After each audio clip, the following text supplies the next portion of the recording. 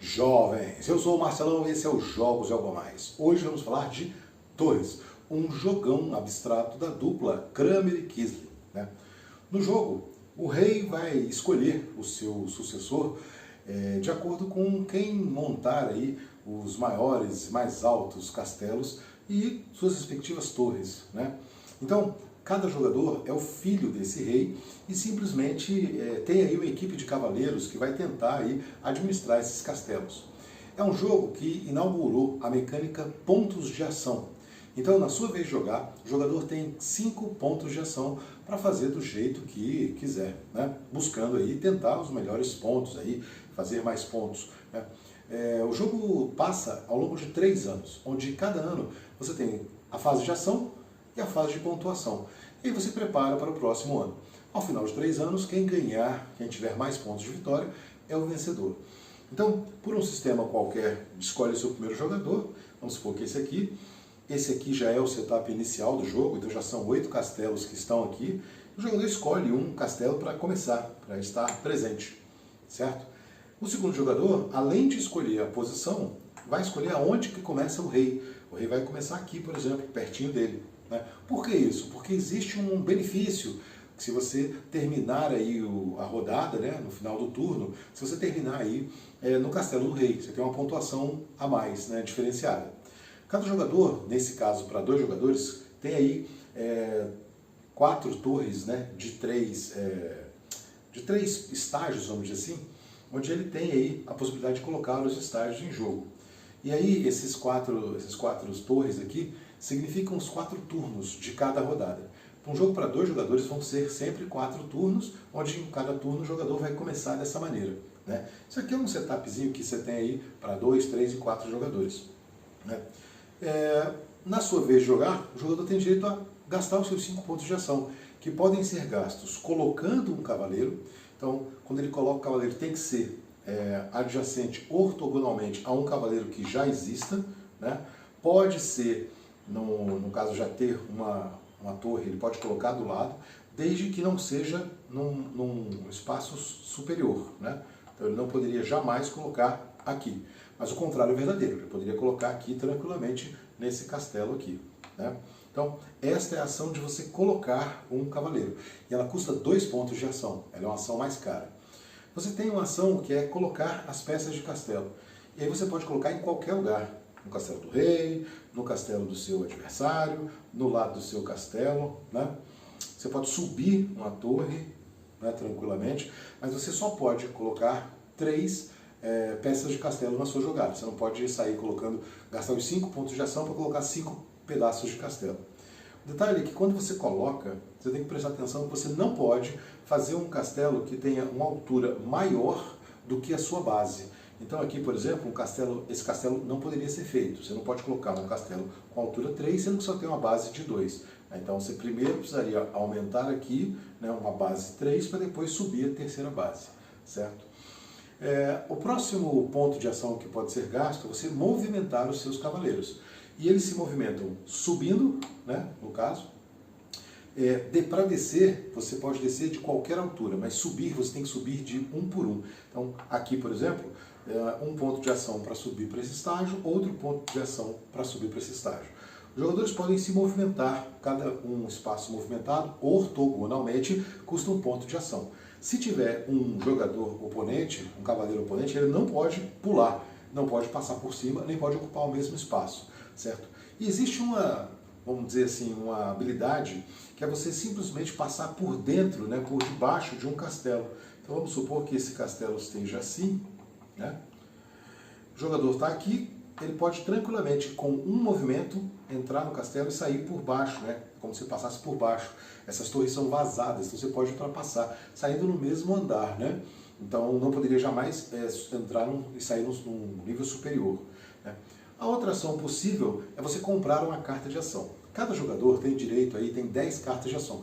Estou explicando aqui o modo que eu gosto mais de jogar, que é cada jogador tem as suas 10 cartas de ação, e aí todo mundo tem as suas próprias. Existe um modo de todas as cartas são embaralhadas, então fica uma coisa mais com sorte, vamos dizer assim, e na sua vez o jogador pode comprar uma carta de ação. E como é que ele compra? Ele compra as 3 primeiras, escolhe uma, fica para si, as outras 2 ele escolhe, se quer colocar em cima ou embaixo do seu próprio monte. E quando ele compra essa carta, ele não pode jogar essa carta, né? Mas existe uma ação, que também é uma ação do jogo, que custa 0 pontos de ação, que é você jogar uma carta de ação. E aí você tem várias possibilidades, algumas delas mudam radicalmente as regras do jogo. E a última ação possível é você evoluir um ponto aqui na sua trilha de pontos de vitória, né? Então, se você pode gastar um ponto de vitória e andar um pontinho. Esse jogo ele não admite empates, ele não tem empate. Então, se você está com 5 pontos e o seu adversário está com 4 pontos e ele gasta um ponto de ação para andar na trilha de pontos, ele não vai ficar junto dos 5, ele vai ficar no 6, ele vai te ultrapassar, certo? Então, esse ponto aqui pode ser importante, pode ser estratégico em algum momento do jogo. Então, o jogador gasta os seus 5 pontos de ação, né? Ele não pode movimentar o rei, mas ele pode tranquilamente conseguir aí chegar do lado do rei. Quando o jogador coloca as peças, ele não pode fundir castelos, né? São 8 castelos que existem, ele não pode fundir. Existem cartas especiais que permitem essa fusão, mas aí você não pode reduzir para menos de 6 castelos ao longo do jogo. Eu vou falar mais das cartas especiais, né? Terminada a fase de ação, então o jogador joga suas 5 pontos de ação, o outro jogador 5 pontos de ação, 5 pontos de ação. Acabaram os 4 turnos, nós vamos pontuar. Como é que você pontua nesse jogo? Você pontua em cada castelo que tenha uma peça sua, né? Então, vamos supor que o jogo está dessa maneira aqui, né? Os jogadores foram jogando, construindo para cá, construindo para lá. O jogo terminou deste modo, né? Vamos colocar assim. Pronto. O jogador vai pontuar cada castelo que ele tenha uma peça. Se por acaso ele tiver mais de uma peça, ele vai pontuar apenas a peça que está no andar mais alto, né? E como é que é essa pontuação? Você multiplica o andar que ele está, então aqui ele está no 2º andar, e o tamanho da base. 1, 2, 3, 4, 5. 5 vezes 2, 10. Ele faz 10 pontos. Quem começa a pontuação é o jogador que jogou primeiro, né? Então ele vai andar primeiro, porque temos aquela diferença de quem está em segundo poder passar naquele empate, né? Então esse aqui faz 10 pontos, ele anda os 10 pontos aqui. Nesse castelo ele faz 1, 2, 3, 4, ele está no primeiro andar, faz mais 4 pontos. Aqui ele faz 1 ponto, né? E ele não faz nenhum ponto no rei. O jogador preto faz a mesma pontuação. Essa torre aqui está até errada, ó.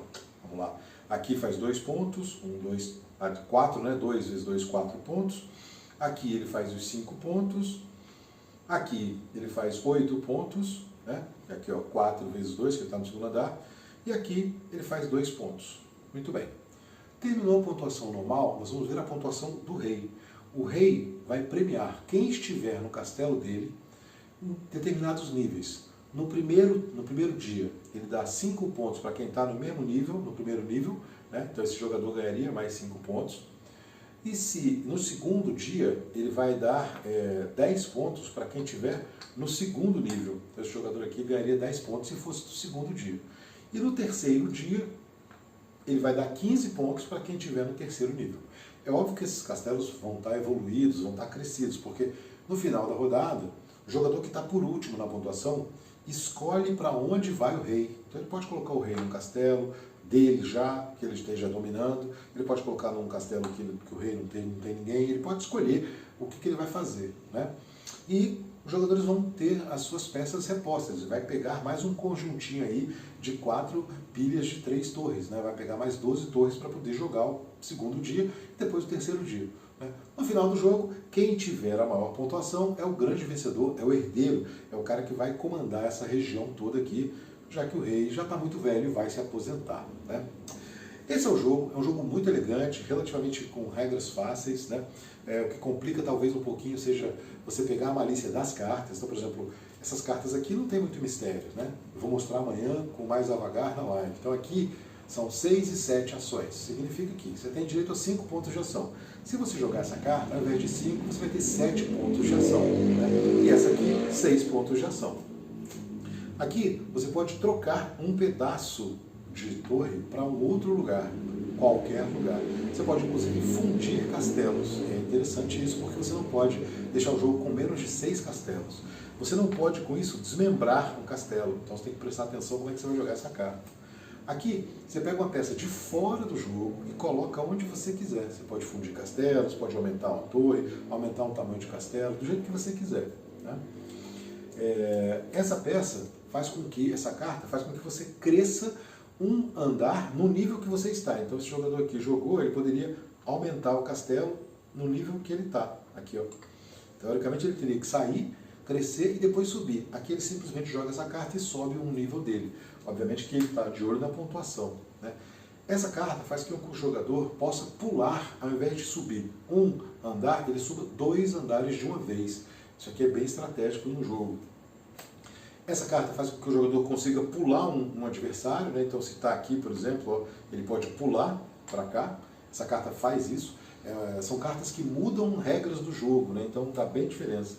Essa carta faz com que o jogador consiga pular de um castelo para outro diagonalmente. Né? Então se tivéssemos uma situação desse nível aqui, ó, por exemplo, esse jogador poderia pular para cá, né? Diagonalmente. E pode ser, inclusive, subindo um andar. Né? Então, se fosse aqui, para ser mais exato, ser aqui.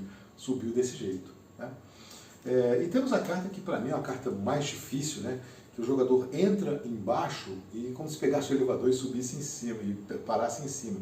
Se ele está aqui embaixo, ele podia entrar e subir direto para cá. Não é que ele sobe 2 andares, é que ele subiu por um lado e saiu de um lado que pudesse. Né? Então, se tivesse um terceiro andar aqui, ele subiria e entraria aqui embaixo, né, e subiria, desceria no andar que ele está, desde que não seja o último andar, mais abaixo. E por último, você trocar uma peça sua de lugar, né, também muito útil, muito estratégico. Essas cartas de ação, a proporção que você se familiariza com o jogo, você faz grandes estratégias com ela. Né? Esse é o jogo, ao longo de 3 rodadas o jogo se define, com 4 pessoas isso aqui fica extremamente caótico, mas muito interessante. Né? É uma mistura de controle de área, com esse cálculo matemático da altura, da base, enfim. Né? E é um jogo que ganhou o prêmio, né? Em 99, 2000, ganhou o Spiel des Jahres. Essa dupla só faz jogos, e assim inaugurou essa coisa do ponto de ação. O nosso Algo a Mais vem falar justamente das torres. Né? As torres são construções milenares aí, nós tínhamos já os zigurates na Babilônia, tínhamos os minaretes, né, também uma espécie de torre aí no mundo islâmico. E a torre, para arquitetura, para engenharia, nada mais é do que uma estrutura que tem uma altura bastante superior à sua largura. Né? Pode ser uma torre independente, pode ser uma torre que faça parte aí de castelos, né, vamos dizer assim, pode ser utilizado na defesa, pode fazer parte da estrutura de outros prédios, né? Mas é sempre um pedaço que é maior que o outro. E você tem ao longo da história, principalmente na Idade Média, isso aí tendo um caráter muito arquitetônico. Né? Você tinha um caráter de defesa antigamente, você tinha outras características, mas a partir da Idade Média isso tem um caráter mais arquitetônico, isso dá uma simbologia diferente. Então, as grandes torres que são referentes, né? Então, por exemplo, o Big Ben de Londres, né? A Torre de Pisa, que tem uma inclinação aí de quase 4 graus, né? E, classicamente, a Torre Eiffel, que é uma construção de 1889 e que durante muito tempo foi o prédio mais alto do mundo, 324 metros. Até hoje ela ainda é a construção mais alta em Paris, né? E, então você tem torres que ficaram assim muito representativas, muito icônicas, né? A torre mais alta do mundo é a Tokyo Sky Tree, né? 634 metros no Japão. E você tem essa marcação, né, de você poder, nesse jogo, aqui um período mais medieval, onde você constrói essas torres que tem um formato como se fosse para construir um castelo, né? Porque durante muito tempo as torres fizeram parte, né, como está aqui na caixa. Né? Ela é um símbolo ali, mas ela é uma parte de uma muralha, é uma parte de uma construção de um sistema de defesa, uma parte de observação e tudo mais. Se você gostou do vídeo, gostou da história, dê o seu joinha, compartilhe com amigos, se inscreva no canal. Amanhã, 23 horas, teremos aí a nossa tradicional live, onde eu vou mostrar um pouco mais as cartas, falar um pouco mais das torres e falar dessa dupla dinâmica aí, Kramer e Kiesler, né? Porque esse jogo ele inaugura justamente essa mecânica de pontos de ação. Sugestões e comentários são sempre bem-vindos. Até a próxima!